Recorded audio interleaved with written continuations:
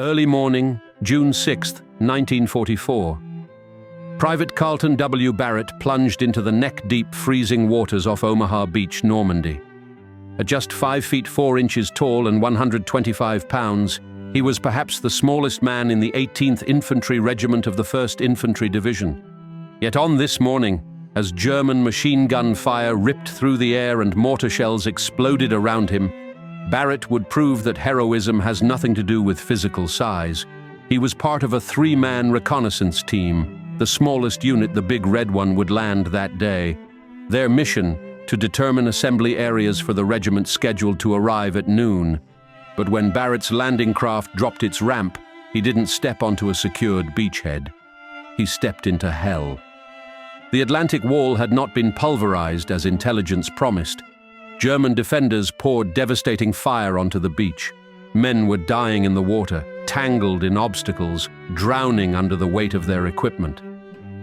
Barrett's reconnaissance mission became something entirely different. It became a rescue mission. The pre-dawn hours of June 6, 1944, had been filled with nervous anticipation aboard the transport ships in the English Channel. Barrett, a 24-year-old private from Fulton, New York, had enlisted in October 1940, nearly a year before Pearl Harbor brought America fully into the war. He had trained extensively with the 1st Infantry Division, a unit that had already proven itself in North Africa and Sicily. Now they faced their greatest test, Operation Overlord, the Allied invasion of Hitler's fortress Europe. The 18th Infantry Regiment was designated as a reserve force, scheduled to land around noon after the 16th Infantry Regiment, and elements of the 29th Infantry Division secured the beach. As part of the intelligence and reconnaissance platoon, Barrett and his 2 teammates were assigned to land early, establish communication with the command ship, select assembly areas, and guide the regiment to safety when it arrived.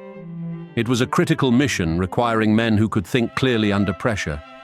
Barrett had no idea that in a few hours he would be fighting not to complete his mission, but to save lives. H-hour was set for 0630 hours when the first assault waves would hit Omaha Beach on a flooding tide. The plan called for 40 minutes of naval bombardment and 30 minutes of aerial bombing to neutralize German defenses. Demolition crews would blow passages through underwater obstacles. Engineers would carve exits from the beach. DD amphibious tanks would provide armored support. The intelligence briefings had painted an optimistic picture. The coastal defenders were believed to be a reinforced battalion of the 716th Infantry Division, a static defensive unit estimated to consist of up to 50% non-German troops, mostly Russians and Ukrainians, along with German Volksdeutsche. These troops were considered less capable. The formidable 352nd Infantry Division was believed to be 30 kilometers inland at St. Lo. But Allied intelligence was catastrophically wrong. In March 1944, as part of Field Marshal Rommel's strategy to concentrate defenses at the water's edge, the 352nd Division had been moved forward to defend the very section of coast that included Omaha Beach. This professional, well-equipped German division was dug into concrete bunkers and pillboxes, waiting. As Barrett's reconnaissance team approached Omaha Beach in their small landing craft, the carefully laid plans were already unraveling. The Air Force bombers, flying too high to ensure accuracy in the cloudy conditions, had dropped their payloads inland, missing the German fortifications entirely.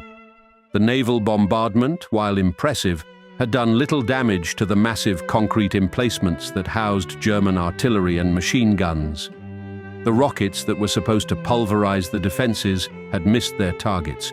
Most critically, of the 29 DD amphibious tanks launched to support the 116th Infantry Regiment on the western sectors of the beach, 27 sank in the choppy waters of the channel.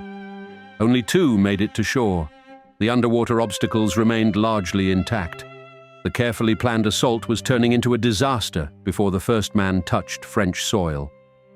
The German defenders, far from being demoralized and weakened by bombardment, were alert, well-positioned, and ready. They had clear fields of fire across the entire beach. Every approach was covered by interlocking machine gun positions. Mortar crews had pre-registered their weapons on every meter of sand. At approximately 0630 hours, the first assault waves hit the beach. The ramps dropped on the landing craft, and American soldiers rushed into a wall of fire.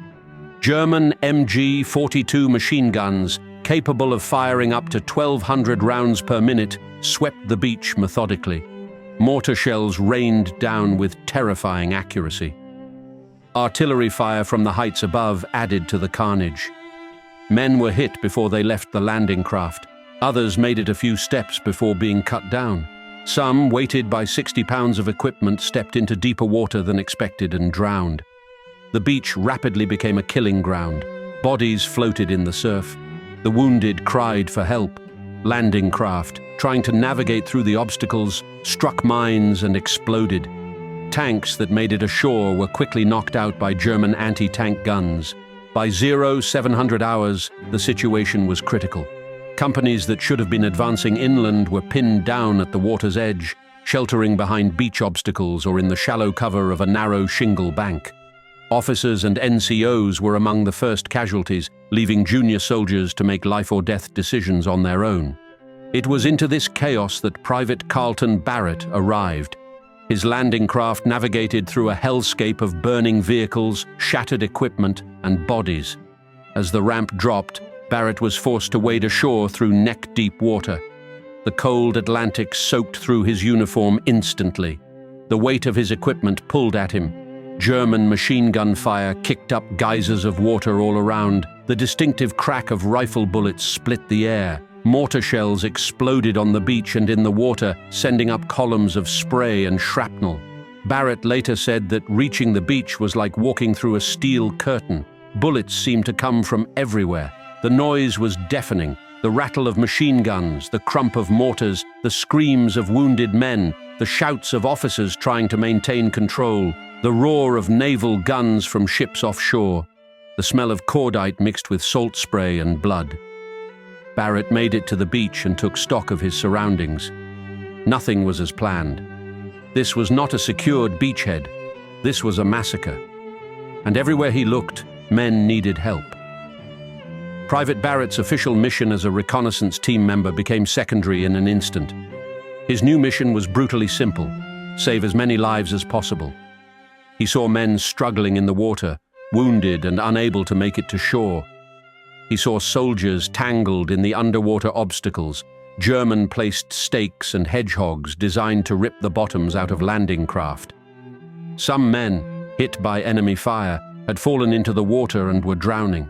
Others, exhausted from fighting the current and carrying heavy equipment, simply couldn't make it the final distance to the beach.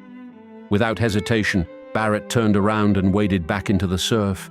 The water was neck-deep on his small frame. Enemy fire continued to rake the landing zone. German gunners specifically targeted men in the water, knowing they were vulnerable. Barrett didn't care. He reached the first struggling soldier and grabbed him. Using techniques he'd learned in basic training, he began towing the man toward the beach.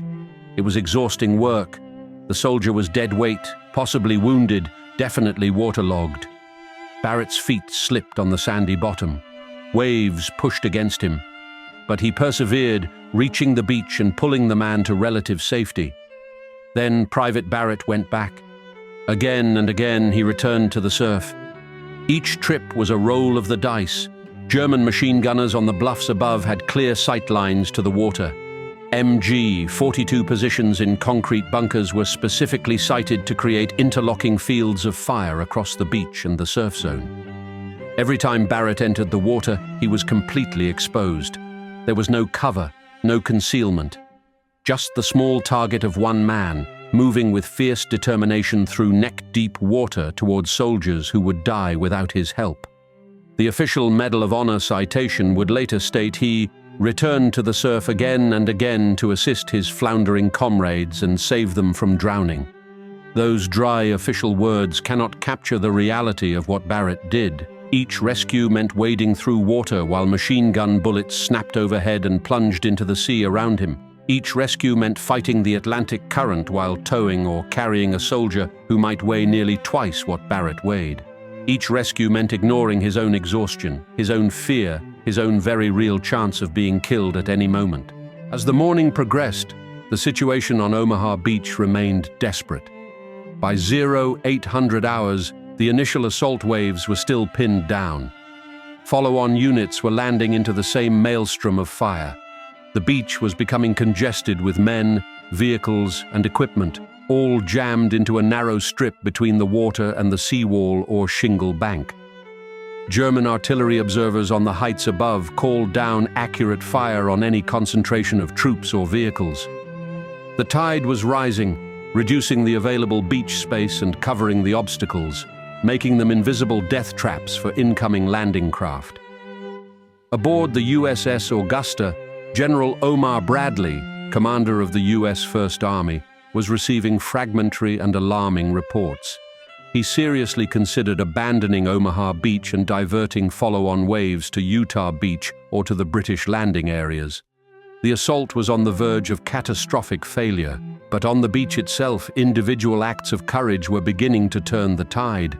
Junior officers and NCOs, often taking command after their superiors were killed or wounded, began organizing small groups of men to move off the beach and attack the German positions.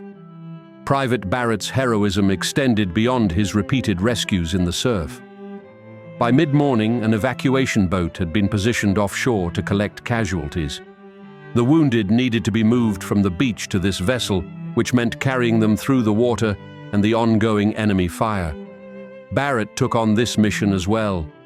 The official citation states he saved many lives by carrying casualties to an evacuation boat lying offshore. Picture what this meant. Taking wounded men, some in agony from terrible injuries, and carrying or dragging them through the surf to a boat that offered medical treatment and a chance at survival. Many of these casualties could not walk. Some were barely conscious. All were in pain. Barrett, working with fierce determination according to the citation, made trip after trip. The German small arms and mortar fire never stopped. The barrage was described as intense, poured at the landing points. Yet Barrett refused to remain pinned down like so many others. While soldiers huddled behind obstacles or lay flat on the sand hoping to survive, Barrett moved. He worked. He saved lives, hour after hour through the longest morning of his life. But Barrett's mission as a reconnaissance team member also demanded his attention. Communication between the beach and the command ships offshore was critical. Officers needed to know the true situation, that the assault was failing, that reinforcements were needed, that German resistance was far stronger than intelligence had predicted. Runners were needed to carry messages between different units on the beach, coordinating what limited offensive action was possible. Barrett took on this role as well. The citation specifically mentions that he carried dispatches the length of the fire-swept beach. Understand what this meant. Omaha Beach was divided into sectors stretching over 6,000 yards. German machine guns and mortars were sighted to cover the entire length. There were no covered approaches, no safe routes. To carry dispatches meant running across open sand while enemy gunners tried to kill you.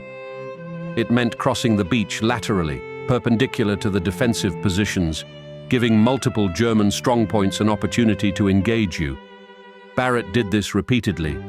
He became a vital communication link at a time when radios were waterlogged or destroyed, when officers were casualties, when chaos threatened to completely overwhelm the American forces. The official Medal of Honor citation describes actions that go beyond physical courage. It states that Barrett assisted the wounded. He calmed the shocked. On Omaha Beach that morning, physical wounds were only part of the casualties. Combat stress, then called shell shock, affected many soldiers. Some men, witnessing the slaughter around them, experiencing the unrelenting terror of the German fire, simply shut down. They couldn't move, couldn't think, couldn't function. This wasn't cowardice. It was a psychological response to overwhelming trauma. Barrett, in the midst of his own fight for survival, took time to help these men. He spoke to them. He calmed them. He helped them regain their composure and remember their training. The citation notes that he arose as a leader in the stress of the occasion. This is a remarkable statement. Barrett was a private, the lowest rank in the army. He had no command authority. Yet through his actions, through his example, through his refusal to give up, he became a leader. Other soldiers saw him moving fearlessly across the beach and found their own courage. They saw him rescuing the wounded and helping the shocked, and they remembered what they were fighting for. They saw him carrying dispatches, completing his mission despite impossible conditions, and they resolved to complete their own missions. By mid-morning, the situation on Omaha Beach began to slowly improve. At approximately 09:20 hours, Navy destroyers moved dangerously close to shore, some within 1,000 yards, risking running aground to provide direct fire support. Their 5-inch guns engaged German positions with devastating effect. At nearly point-blank range for naval artillery, they could target individual bunkers and pillboxes. This fire suppressed some of the German defensive positions, giving the pinned-down infantry a chance to move. Small groups of soldiers, led by officers like Colonel George Taylor of the 16th Infantry Regiment, began infiltrating the bluffs. Taylor famously said, "Two kinds of people are staying on this beach, the dead and those who are going to die. Now let's get the hell out of here." Between 1,000 and 1,100 hours, several penetrations were made. Bangalore torpedoes blew gaps in barbed wire. Engineers used demolitions to destroy obstacles. Infantry squads worked their way up the draws and gullies that cut through the bluffs. German strongpoints were attacked from the flanks and rear. By 11:30 hours, exit E1, one of the 5 crucial beach exits, was finally opened. It would become the main exit point from Omaha Beach on D-Day.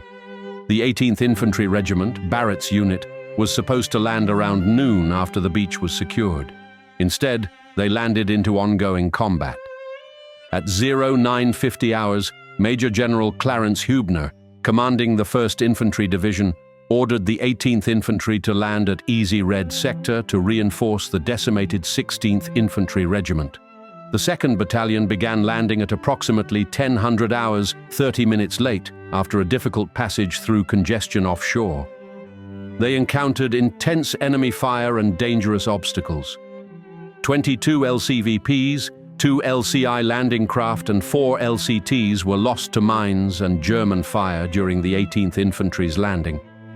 Despite these losses, the fresh troops provided desperately needed combat power.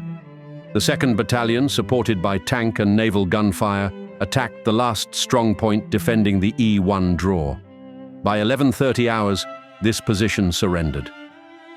The 1st Battalion of the 18th Infantry began landing at 12:45 hours, followed by the 3rd Battalion at 13:30 hours.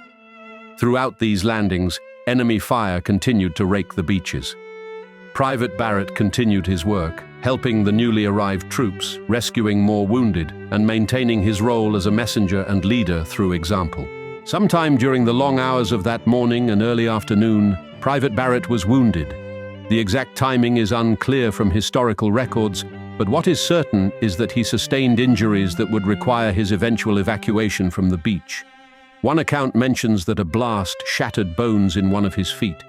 Another reference states he was shot in both hips and his thigh.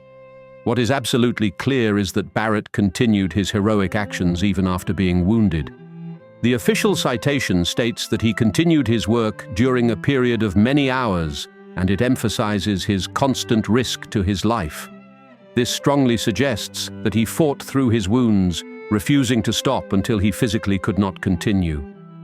This is consistent with accounts of his character. He was described as working with fierce determination, displaying coolness and dauntless daring courage. Barrett wasn't reckless. He was resolute. He had a mission, not the reconnaissance mission he'd been assigned, but the mission he had chosen for himself, to save as many of his fellow soldiers as he possibly could, regardless of the cost to himself. Eventually, Barrett's wounds forced him to stop, and he was evacuated to a field hospital. Private Carlton Barrett's actions on June 6, 1944, had a ripple effect far beyond the individual lives he saved. The Medal of Honor citation makes a point of noting this.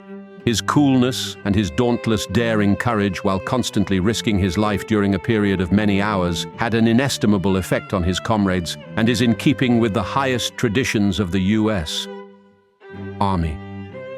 This phrase, inestimable effect on his comrades, is crucial. On Omaha Beach that morning, courage was contagious. When soldiers saw a man they knew, a private just like them, moving fearlessly across the beach under fire, it inspired them. When they saw him repeatedly going back into the surf to rescue drowning men, it reminded them what their mission was truly about: their fellow soldiers, their brothers in arms. When they saw him helping the wounded and calming the shocked, it gave them a model to follow. Barrett's heroism created other heroes. Men who might have remained pinned down found the courage to move. Soldiers who were paralyzed by fear saw Barrett's example and remembered their training, their duty, their honor. By evening, American forces had established a precarious but real foothold on Omaha Beach. The cost had been terrible. Approximately 2,000 casualties on Omaha Beach alone on D-Day. After his evacuation from Omaha Beach, Private Barrett faced a long road to recovery. He developed 2 bouts of malaria while hospitalized, complications that extended his treatment. He was not discharged from the hospital until October 1944, 5 months after D-Day. During this recovery period, his actions on June 6th were being evaluated for the highest honor. On October 2nd, 1944, the official Medal of Honor citation was issued. On November 17, 1944, in Paris, France, Barrett received the Medal of Honor from Lieutenant General John C. H. Lee, Deputy Theater Commander of the European Theater of Operations and Commanding General of the Communication Zone. Barrett was one of 4 men who received the Medal of Honor for actions on D-Day. The others were First Lieutenant Jimmy Monteith of the 16th Infantry Regiment, who was killed on the beach leading attacks against German positions; Technical Sergeant John Pinder, also of the 16th Infantry Regiment, who was killed while repeatedly exposing himself to enemy fire to establish communications; and Colonel George Taylor of the 16th Infantry Regiment. Of these 4 D-Day Medal of Honor recipients, Carlton Barrett was the only one who survived the war. Following his hospital discharge, Barrett remained in the United States Army. He was discharged in July 1945 as World War II ended, but his service to his country was not over. He worked briefly for the Bureau of Internal Revenue before re-enlisting in May 1947. Barrett served in the peacetime army through the Korean War era and into the Cold War. He rose through the enlisted ranks, earning promotion to Staff Sergeant, and served until his retirement in June 1963, having given 23 years of his life to military service. Throughout his post-war career, Barrett was consistently reluctant to talk about his actions on D-Day. When asked about that morning on Omaha Beach, he consistently redirected conversations to the heroes who didn't make it home. He never sought fame or recognition.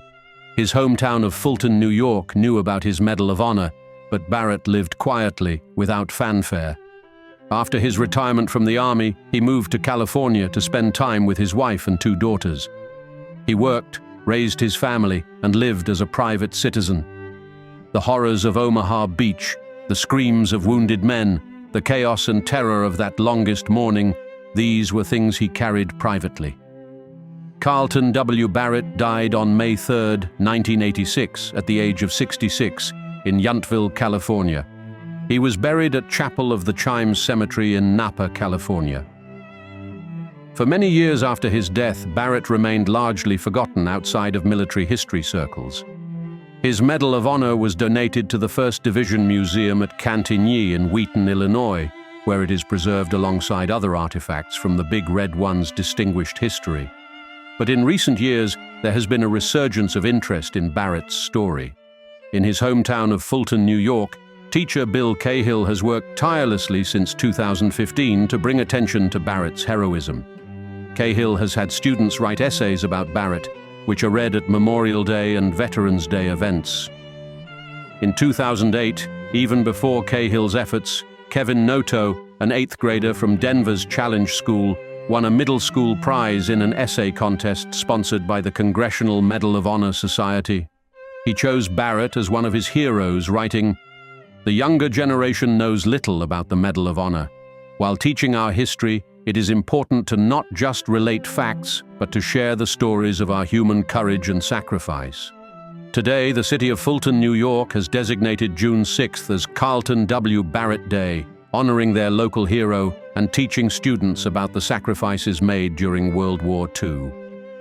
Banners honoring Barrett fly on the city's main streets.